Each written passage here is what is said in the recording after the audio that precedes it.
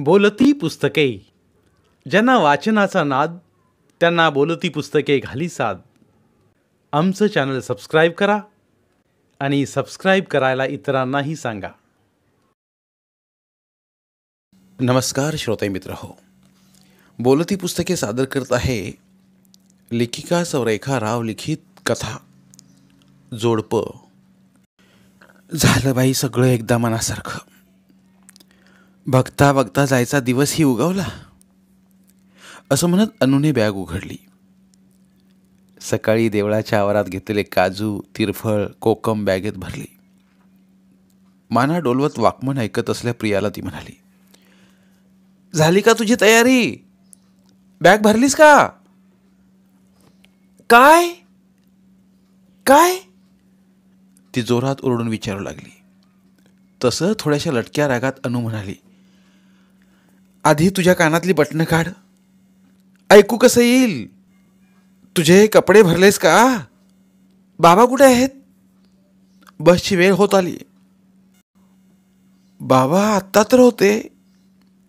Backpack पाठीवर घेत ती म्हणाली, बाहेर असतील, जाऊन बघू? नको, तुला शोधायला मला यावं लागेल. येतीलच ते एवढ्यात. आपण बॅगा खोली बाहेर ठेवू. दोघींनी बॅगा खोली बाहेर आणून ठेवल्या. खोलीत काही राहिलंय का म्हणून अनुनं पुन्हा एकदा आत जाऊन पाहिलं. इतक्यात सुशांत आत आला. घेतलं सगळं? मी रिक्षा ठरवून आलोय. तुम्ही दोघी सामान घेऊन जाऊन बसा. मी ऑफिसमध्ये जाऊन खोलीची किल्ली जमा करून येतो. एक मोठी बॅग घेऊन तो गेला. चालेल, देवाच्या पाया पडून आम्ही दोघी जाऊन बसतो. चल प्रिया, अनु बाहेर पडत म्हणाली. देवाला शेवटचा नमस्कार करून दोघी रिक्षात येऊन बसल्या. किल्ली देऊन सुरेशही आला. रिक्षा फोंडा बस स्टँडच्या दिशेनं धावू लागली. आता परत गोव्याला येणं कधी होणार या विचारानं अनुच्या मनाला चुटपुट लागली. भिरभिरत्या नजरेने पाठी धावणारा हिरवागार परिसर डोळ्यात साठवू लागली. उंच उंच माळ, त्यातून झिरपणारा पिवळा धमक सूर्यप्रकाश, नागमोडी रस्ते, हिरवीगार वनराई आणि निर्मळ शुद्ध प्रदूषण रहित हवा. नकळत मन मुंबईच्या हवेशी तुलना करीत होतं. 4 दिवसांच्या दर्शनानं, पूजा अर्चेनं मनाला आगळाच आनंद व समाधान मिळालं होतं. आता परत मुंबईच्या गोंगाटात, सिमेंटच्या राज्यात प्रदूषित हवेत जायला मन बिलकुल तयार नव्हतं. परंतु जाणं तर प्राप्त होतं. रोजी रोटीसाठी, सुरेश प्रियाच्या नोकरीसाठी. थांब्यावर बस लागलेलीच होती. प्रिया व अनु लहान बॅग घेऊन चढल्या. बस सुटायला अजून अवकाश होता. सुरेश बाहेर उभा होता. दोघी आरक्षित आसनावर बसल्या. अजून सगळे प्रवासी चढले नव्हते, त्यामुळं तुरळकच माणसे होती. मुंबई गोवा 16 तासांचा प्रवास असल्याने प्रियाने सीट मागे जाते की नाही हे पाहिलं. एक एक जण आत येऊन बसू लागले. एक लाल टी शर्ट व निळी जीन्स घातलेला काळा सावळा उमदा तरुण आत चढला. पुढे जाता येता त्यानं दोघी मायलेकींकडे पाहून मंद स्मित केलं.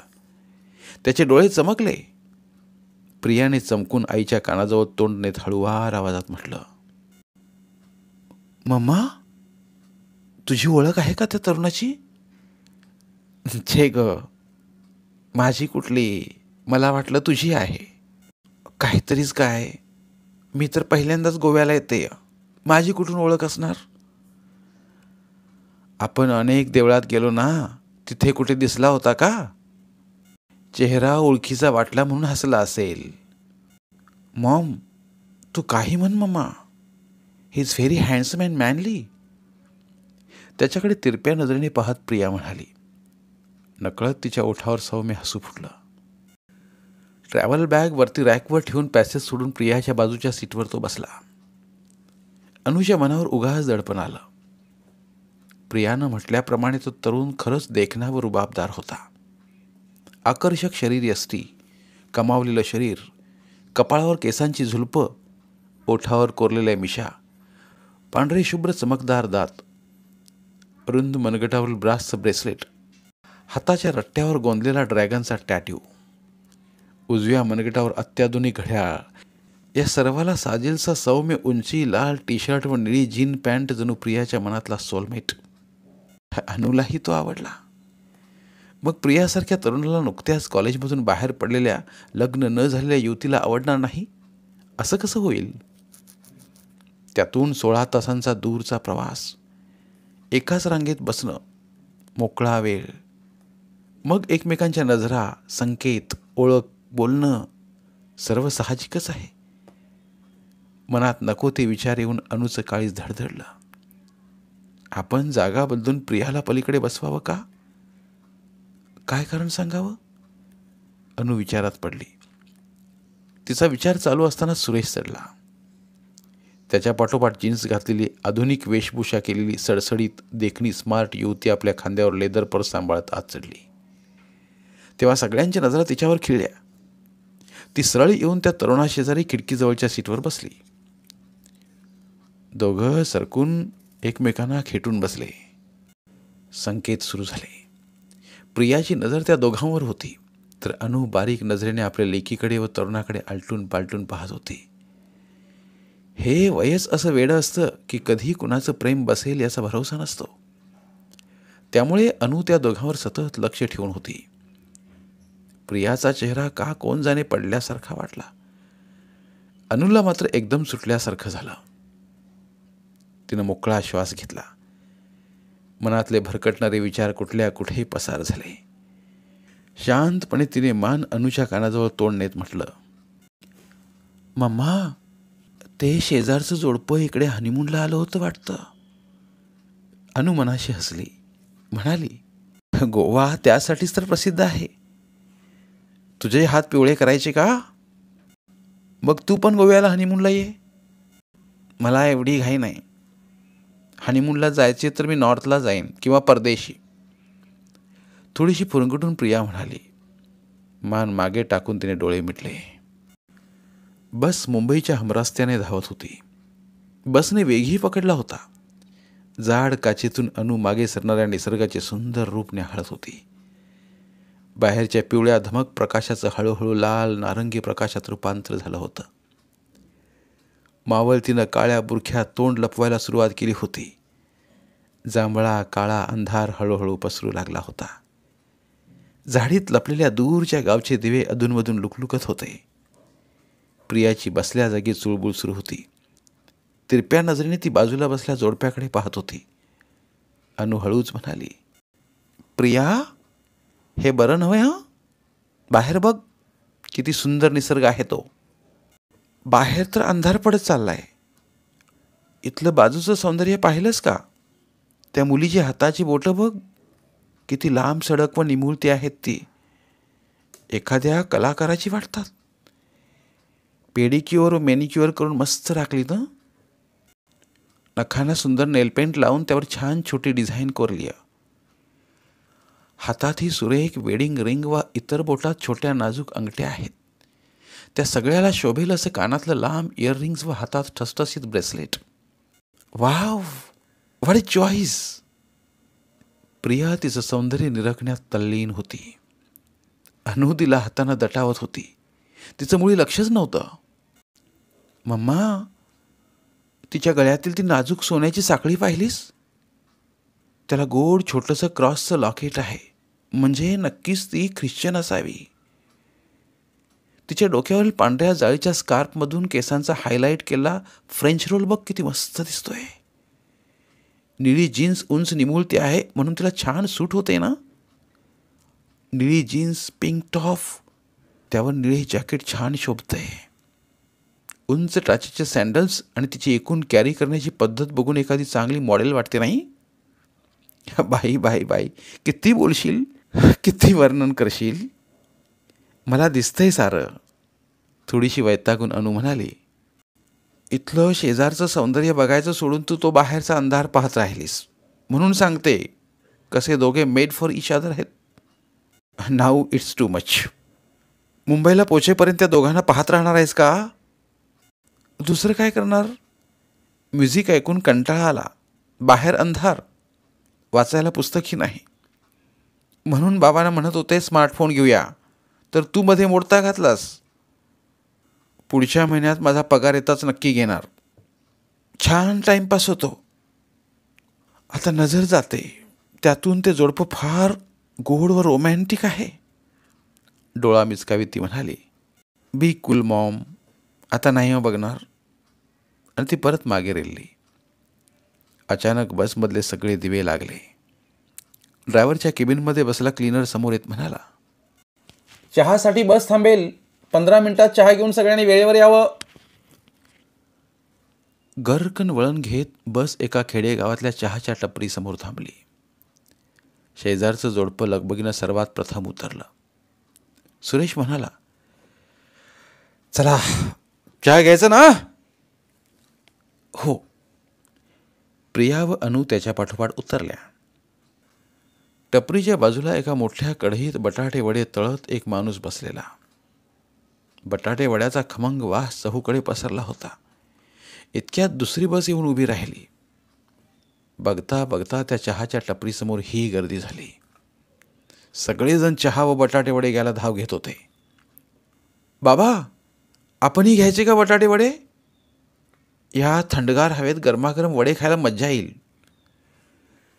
तुम्ही रमत गमत सावकाश आला तर मिळणार आहेत का? सारे वडे संपून जातील, चहासुद्धा मिळणार नाही. बाबा, मी जाऊन वडे घेऊन येते, तुम्ही चहा ना. हो चालेल.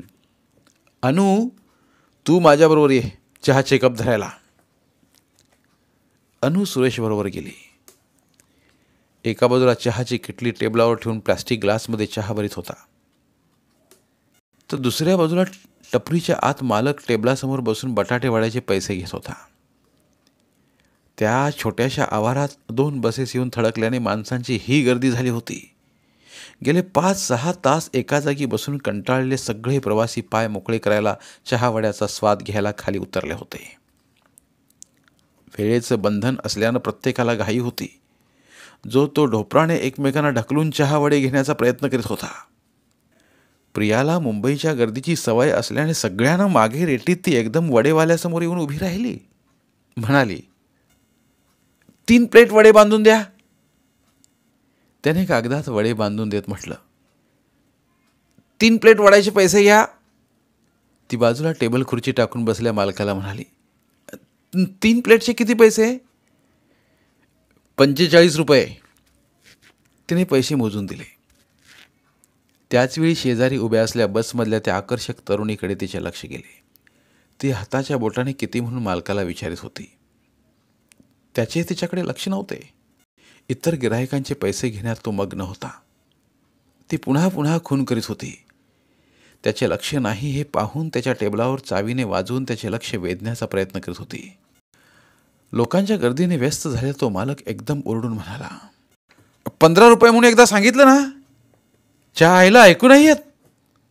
तिचा चेहरा पडल्यासारखा झाला. मग तिने पटकन पर्समधून पेन काढून त्याच्यासमोर असलेल्या पेपरवर काहीतरी लिहिलं.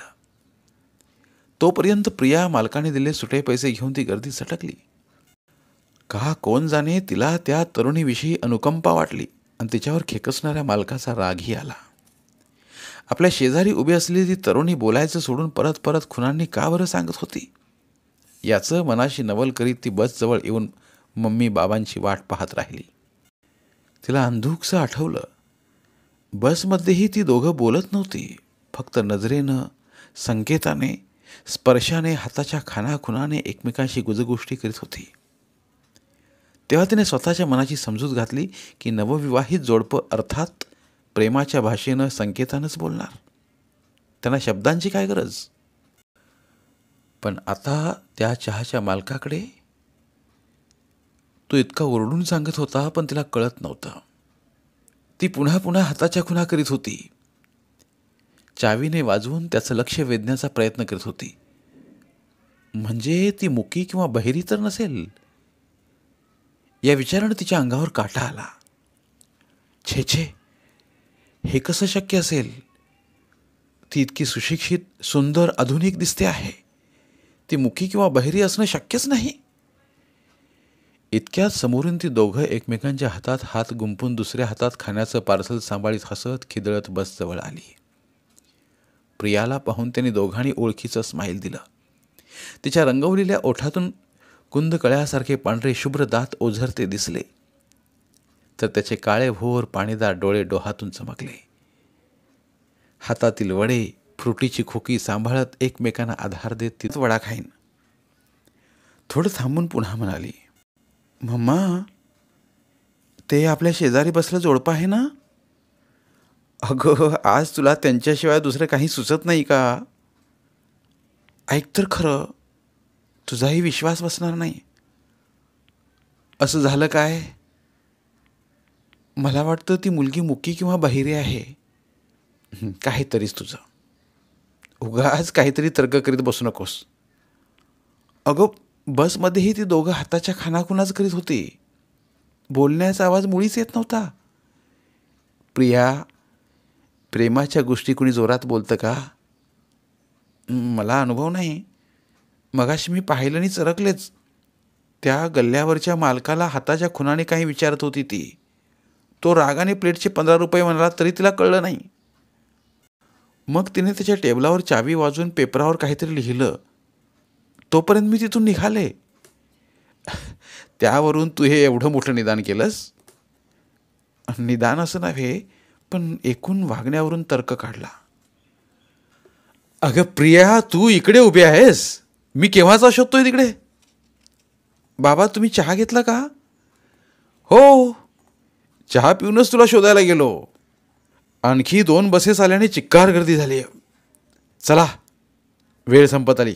चला, दोघी बसमध्ये चढून बसा. चहा खाणं घेऊन ताजे तवाने झालेले प्रवासी हळूहळू चढू लागले. काहीजण खाली बाजूला उभे राहून विडी सिगारेटचा स्वाद घेत ड्रायव्हरची वाट पाहू लागले. इतक्यात समोरून ड्रायव्हर चढला. जोरजोरात हॉर्न मारू लागला. आजूबाजूनी रेंगाळणारी माणसं लगबगीनं आत चढू लागली. शेवटी क्लीनर चढला. कोणी मागं राहिलं नाही ना? आपला शेजारी आलाय की नाही हे पहा, असं म्हणत मान उंचावून पाहू लागला.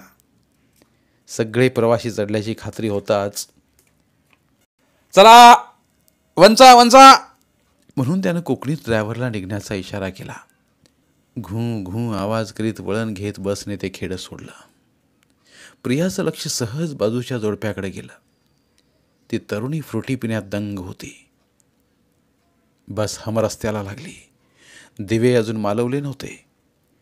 प्रिया तिरप्या नजरेने त्या जोडप्याच्या हालचाली निहाळीत होती. तिचं कुतूहल अधिकच चाळवलं गेलं होतं. ती आतून अस्वस्थ झाली होती. तिच्या मनाला चैनही पडत नव्हतं. आता त्या सुंदर तरुणीची फ्रुटी पिऊन झाली होती. दोघं एकमेकांना वड्याचा घास भरवीत होती. दोघांचे चेहरे प्रेमाने काठोकाठ भरून आलेले. प्रियाने ओशाळून नजर काढून घेतली. तिला मनातल्या मनात शरमल्यासारखं झालं. इतक्यात खूप जोराचा फट्ट आवाज आला. आजूबाजूच्यांनी चमकून पाहिलं. ती तरुणी आपल्या नवऱ्याच्या मांडीवर जोराने पुन्हा पुन्हा थाप मारित होती. मागच्या पुढच्या प्रवाशांच्या नजरा त्यांच्याकडे वळल्या तसे त्या तरुणानं तिचा हात धरला. प्रियानं चमकून पाहिलं. दोघांनी खजील होऊन मान खाली घातली. प्रियाला वाईट वाटलं, दया आली, पण ती निमूटपणे बसून राहिली. मोठे दिवे काढले, मंद छोटे दिवे लागले. प्रत्येकजण आपली पुशबॅक सीट मागे घेऊन आरामात विसावू लागला. शेजारची तरुणी बसल्या बसल्या आपली सीट मागे नेण्याचा प्रयत्न करीत होती, पण ती सीट मागे जात नव्हती. अखेर दोघांनी जागा बदलल्या. तिचा नवरा सीट मागे करण्याचा प्रयत्न करू लागला. त्यालाही जमेना. तसे त्या तरुणीने उभे राहून हात करून प्रियाला खुणावले व हातवारे करून सीट मागे जात नाही असे दाखविले. तेव्हा प्रियाने ड्रायव्हरजवळ बसल्या क्लीनरला दार ठोकून आत बोलावले व शेजारची सीट मागे जात नाही असे सांगितले. तो सीट नीट करून जाताच तिनं प्रियाकडे पाहून हसून डोळ्यांनीच आभार मानले. काही वेळात ती परत आपल्या खिडकीच्या सीटवर जाऊन बसली. बसने वेग पकडला होता. दोन्ही बाजूंना गर्द झाडी असल्याने बाहेरही गार होते. आतल्या एअर कंडिशनमुळे अधिकच गारवा वाटत होता. अनु पदर स्वतःभोवती घट्ट गुंडाळून स्वस्थपणे झोप काढीत होती.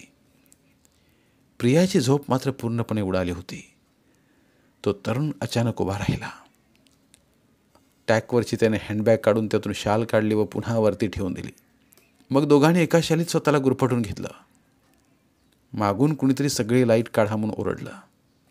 तशी प्रवाशात चाळवाचाळव झाली, पण शेजारच्या जोडप्यात कसली प्रतिक्रिया नाही. जणू ते गावचेच नाहीत असे गप्प. सगळे दिवे मालवल्यावर प्रत्येकजण निद्रादेवीची आराधना करू लागला. प्रियाची झोप उडाली ती उडालीच. इतका वेळ तिला वाटत होतं की ती तरुणी मूकबधीर आहे. आता तो तरुणही तसाच आहे याची तिला खात्री पटली. नाहीतर तो तरुण इतक्या आवाजानं दचकला नसता का? त्याने क्लिनरला जाऊन का नाही बोलावले? म्हणजे दोघेही, अरे देवा, म्हणजे ही दोघंही. त्या विचाराने प्रियाच्या अंगावर काटाच आला. त्यांच्याविषयी खूप अनुकंपा वाटली. कशामुळे हे झालं असेल? जन्मापासूनच असे आहेत का, की एखाद्या अपघाताने? दोघं कुठे भेटले असतील? लग्न कसं जमलं? कुठंपर्यंत शिकले असतील? स्पेशल शाळेत गेले असतील ना? त्यांचा संसार कसा चालत असेल? आपल्यासारख्या परिपूर्ण असलेल्या माणसालाही पायरी पायरीवर कुणाची मदत गरज असते. ह्यांचे कसे होत असेल? मुंबईसारख्या महानगरीत कशासाठी बरं जात असतील हे? एकमेकांना कसे सांभाळत असतील? एक ना दोन, हजार विचारांनी डोक्यात थैमान घातलं. त्यांच्याकडे पाहून देवानं आपल्याला सर्व अवयव व्यवस्थित दिलेत याचे मनातल्या मनात आभार मानले. डोकं सीटवर रेलून ती विचार करीत राहिली. कधीतरी तिचा डोळा लागला. धावत्या बसमध्ये अचानक सर्व दिवे लागले. जोराचा धक्का देत बस एकदम थांबली. तशी लोकात चुळबुळ सुरू झाली. काय झालं? काय झालं? प्रत्येकजण घाबरून बाहेर पाहू लागला. बस एका पेट्रोल स्टेशनात उभी होती. क्लीनर उतरून काहीतरी सांगत होता. बाहेर कसली तरी गडबड झालेली. काय झालं पाहायला काहीजण उतरून खाली गेले. मग कुणीतरी आत येत म्हणालं, बसची मागची टायर पंक्चर झाली आहे, ते काढून दुसरी बसवीत आहेत. म्हणजे बराच वेळ लागणार, आतला प्रवासी म्हणाला. दुसरा प्रवासी आत येत म्हणाला, कुणाला उतरायचं आहे ते उतरून घ्या, दुसरं टायर बसवेपर्यंत. मग पट बसमधील सगळी मंडळी खाली उतरून जाऊ लागली. शेजारी गाढ झोपलेलं जोडपं जागं झालं. ते दोघे दचकून सावरून बसले आणि प्रियाकडे पाहत हाताने जेवायला बस थांबली आहे का म्हणून विचारलं. प्रियाने हाताच्या खुणेने सांगण्याचा प्रयत्न केला. मग पटकन पर्समधून एका चिटोरा व पेन काढून त्यावर टायर पंक्चर झाली असं लिहून कागद बाजूला दिला. त्याला वाचता येत नसावे, त्याने तो तिच्या हातात दिला. मग तिनं वाचून त्याला खुणेद्वारे काय झालं हे सांगितलं. तसे दोघे उठले, खाली उतरून गेले. अनु खिडकीतूनच बाहेर पाहण्यात दंग होती. प्रिया तिला म्हणाली, आता मुंबईला पोचायला किती उशीर होईल कोण जाणे. पाऊण तास तरी लागेल असं बोलताना ऐकलं, पण ही टाईम मेकअप करतात व वेळेवर पोचवतात. अगं मम्मा, तो बाजूचा तरुणही तिच्यासारखाच मूकबधीर आहे. बिचारे कसं करत असतील देव जाणे. काय? तोही? खेदानं अनु म्हणाली. तिचं हृदय दयेनं भरून आलं. तुला कसं कळलं? तिची सीट मागे जात नव्हती. तिला क्लीनरला बोलवायचं होतं, मग तिनं मला सांगितलं. अर्थात खुनेने. आत्ताही बिचाऱ्यांना कळलं नाही की बस कशासाठी थांबली आहे. त्यांना वाटलं जेवणासाठी थांबली आहे. मग मीच कागदावर लिहून दाखवलं, तेव्हा त्याने दीर्घ सुस्कारा सोडला. पाय मोकळे करायला खाली उतरलेत. बिचारे कसं सारं करीत असतील. डोक्याला हात लावीत अनु म्हणाली, मम्मा, ती मुलगी आहे ना, धीट आहे ती, शिकलेली दिसते. मगाशी मी कागदावर लिहिलेला मजकूर त्याने न वाचता तिच्याकडे पास केला. मग तिने वाचून त्याला हातानेच समजावले. खरंच भारी हाल ग बाई, म्हणत अनुने खिडकीतून बाहेर चक्रा मारणाऱ्या जोडप्याकडे पाहतच राहिली. चाक बदललं, दुसरं लावलं. एक एक प्रवासी आत येऊन बसू लागला. धावत धावत धापा टाकी ती दोघंही चढली. दोघांनी प्रिया व अनुला पाहून स्माईल दिलं. सगळ्यांची बसाबस झाली तशी बस सुरू झाली. घाटातून वळण घेत घेत अंतर कापू लागली. बाहेर गडद अंधार पडला होता. रानकिड्यांची किर्र किर्र सुरू होती. दाट झाडीमुळे काहीच दिसत नव्हतं. कुठवर आलोय हेही समजत नव्हतं. नुकतीच पौर्णिमा होऊन गेल्यानं आकाशातलं चंद्रबिंब लुप्त झालं होतं. आकाशाच्या काळ्या भोर गडद पडद्यावर छोट्या छोट्या चांदण्या लुकलुकत होत्या. एव्हाना संध्याकाळी खाल्लेला बटाटे वडा पोटाच्या एका कोपऱ्यात जाऊन बसलेला. शिवाय बसमध्ये दुसरं काही काम नसल्याने पोटातले कावळे काव काव करीत होते. प्रियालाही भूक लागली होती. बास्केटात चिवडा व बिस्किटं होती. अंधारात काढणं मुश्किल होतं. प्रत्येकजण जेवणासाठी कधी बस थांबेल याची वाट पाहत होते.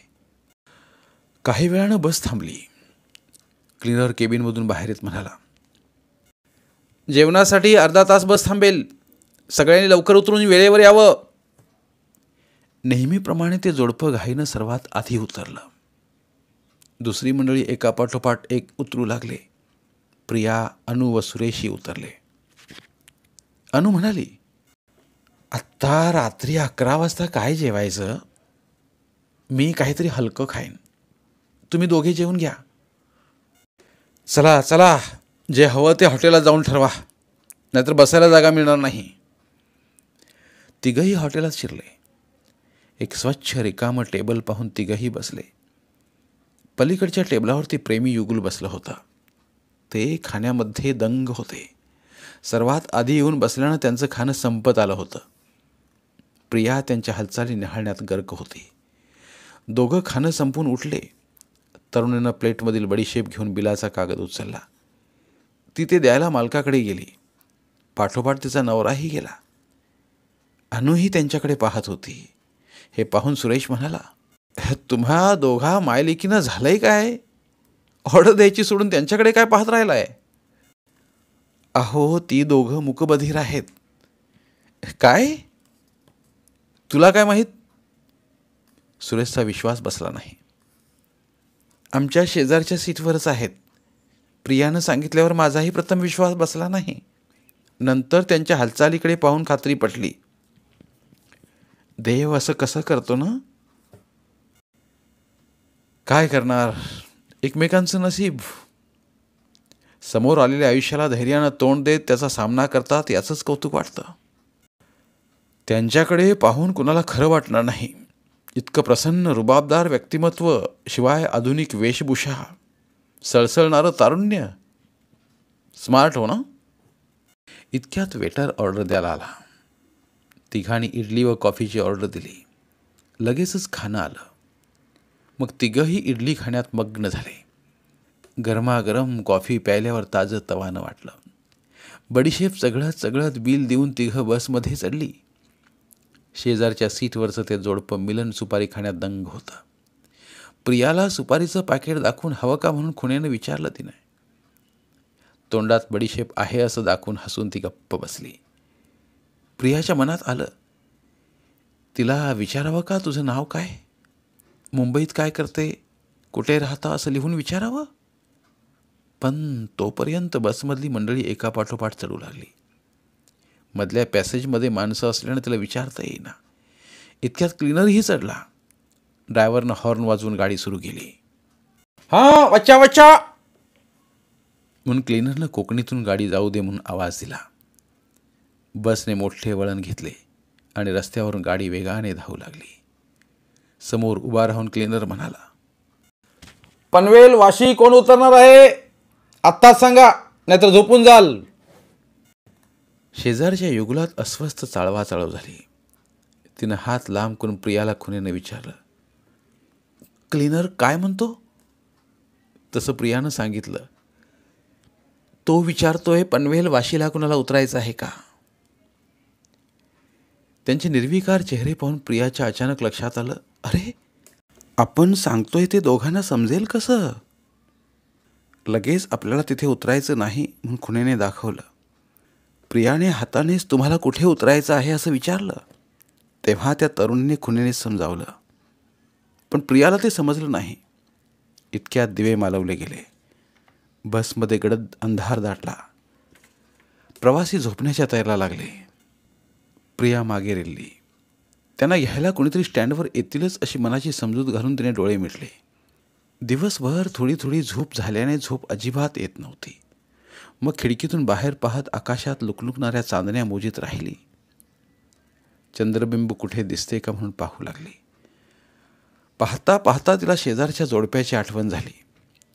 ईश्वराने इतकी सुंदर सृष्टी निर्माण केली आहे. चंद्र, तारे, नद्या, तरीही त्या सुरेख चंद्रावर काळा डाग आहे. तसंच या सुरेख सुंदर आकर्षक तरुण जोडप्यात देवानं ही कमतरता का ठेवली? छे, कशामुळे बरं हिची वाचा गेली असेल? काय घडलं असेल? ही दोघं कुठे भेटले असतील? एक ना दोन प्रश्नामागून प्रश्न येतच राहिले. ती असहाय्यपणे त्यांची उत्तरे शोधू लागली. तिच्या जीवाला चैनच पडेना. त्या बेचैन अवस्थेत कधीतरी तिला झोप लागली. बसमधले दिवे लावले गेले तेव्हा सर्वजण चुळबुळ करीत उठले. क्लीनरनं वाशी आल्याचं सांगितलं. त्याबरोबर 2-3 प्रवासी हातातील सामान व स्वतःचा तोल सांभाळीत दरवाजापाशी गेले. बस उभी राहताच ते खाली उतरले. त्यानंतर चेंबूर, सायन, दादर प्रवाशांना उतरवीत बस बांद्र्यावरून हायवेला लागली. पुढे ती बोरिवलीपर्यंत जाणार होती. प्रिया, अनु मंडळींना पार्ल्यात उतरायचे होते. त्यांचा स्टॉप पार्लेच्या बाहेर टॉकीजवळच होता. एव्हाना पहाट फुटत होती. हिवाळ्याच्या दिवस असल्याने संधीप्रकाश ढगामधून रेंगाळत होता. मुंबईचं वेगवान जीवन अजून चालू झालं नव्हतं. दुधाच्या गाड्या, लोकल्स, तुरळक बस वाहतूक चालू झाली होती. प्रिया, अनु बॅगपॅक हातात घेऊन दरवाजाजवळ येऊन उभ्या राहिल्या. बस स्टॉपपाशी येऊन थांबली तशी बरीच मंडळी उतरली. घाईत आपण त्या जोडप्याला निरोप न घेताच पुढे आलो याची प्रियाला चुटपूट लागली. मोठी बॅग मागे डिक्कीत असल्याने ती तिघे मागे आली. क्लीनर डिक्की उघडायला मागे आला. इतक्यात एक आली. रिक्षात बसू नाहीतर दुसरी रिक्षा मिळणं कठीण. त्या दोघी रिक्षात चढून बसल्यावर सुरेशची वाट पाहू लागल्या. इतक्यात ते जोडपं दिसलं. त्यातली तरुणी घाबरून धावत प्रियाकडे आली. रिक्षाकडे बोट दाखवीत आपल्याला रिक्षा हवी असे सांगू लागली. प्रिया व अनु पटकन खाली उतरल्या. त्या रिक्षावाल्याला ह्यांना घेऊन जा म्हणून सांगू लागल्या. तो म्हणाला, कुठे? प्रियानं तिला खुनीनंच विचारलं.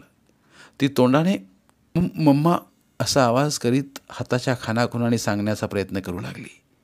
प्रियाला समजे ना. ती बिचारी जोरजोराने आवाज करीत समजावण्याचा प्रयत्न करू लागली. तिची केविलवाणी अवस्था पाहून प्रिया, अनुचे डोळे भरून आले. इतक्यात तो क्लीनर व सुरेश बॅग घेऊन पुढे आले. प्रियानं क्लीनरला विचारलं, यांना कुठे जायचं आहे? महाकाली, अंधेरी. फोंडा सोडताना त्यांच्या नातेवाईकांनी सांगितलं होतं. पत्ता? हा घ्या. खिशातून चिटोरं काढून देतो म्हणाला. तसा रिक्षावाला म्हणाला, आता बसा लवकर. तशी प्रिया रिक्षावाल्याजवळ जात म्हणाली, अहो रिक्षावाले, ही दोघं मूकबधीर आहेत. त्यांना बोलता येत नाही. त्या पत्त्यावर त्यांना सुरक्षितपणे पोचवा. काळजी करू नका ताई, मी बरोबर पत्त्यावर सोडीन. रिक्षावाला हलक्या स्वरात म्हणाला. त्यालाही त्या सुशिक्षित तरुण जोडप्याकडे पाहून दया आली असावी. क्लीनरने त्यांच्या बॅगा रिक्षात ठेवून दिल्या. ती दोघे रिक्षात बसली. दोघांनी कृतकृत्य नजरेने गहिवरल्या डोळ्यांनी प्रिया अनुकडे पाहिले. नजरेनेच आभार मानले. प्रियाने हात हलवून बाय केले. तसे तिनेही हात बाहेर काढून बाय केले. रिक्षानं वेग दिला. का कोण जाणे, प्रियाचे डोळे भरून आले. काही तासांची सोबत व ओळख, पण तिचं अंतःकरण भरून आलं. आत्तापर्यंत संयमाने आव करून धरलेले डोळे एकदम वाहायला लागले. तिने पटकन रुमाल काढून ते पाणी टिपलं. तिचे बाबा दुसरी रिक्षा शोधण्यात दंग होते. इतक्यात दुसरी रिकामी रिक्षा पुढ्यात येऊन उभी राहिली. चल प्रिया, बस, अनु म्हणाली. बेचैन अस्वस्थ अवस्थेत ती बसली.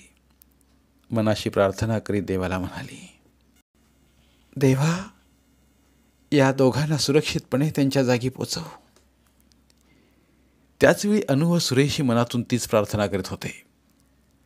त्याशिवाय त्यांच्या हातात दुसरं काय होतं?